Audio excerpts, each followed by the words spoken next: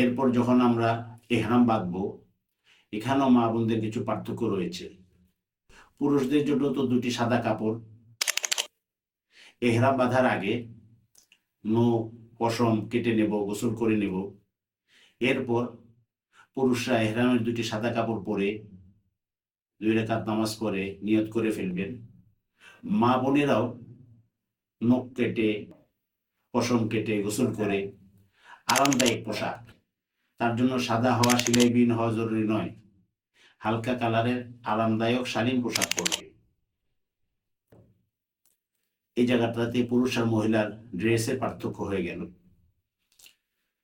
তারপর 2 রাকাত নামাজ পড়ে তারাও নিয়ত করবে।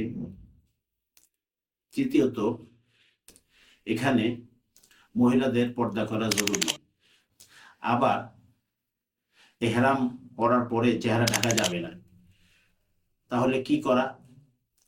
হেড পাওয়া যায় বাংলাদেশে এবং সৌদি আরবে, বিভিন্ন যেখানে হজের সামগ্রী বিক্রি হয় সেখানে এরূপ হেড পাওয়া যায় যে চেহারা একটু সামনে একটু ঝুলে থাকে কাপড়ের মতো। তাহলে চেহারার সাথে কোনো কাপড় লেগে থাকলো না, আবার পর্দাও হচ্ছে। তো যখন নাকি তওয়াফ করতে যাবে মা বোনেরা এই হ্যাটটা পরে নেবে।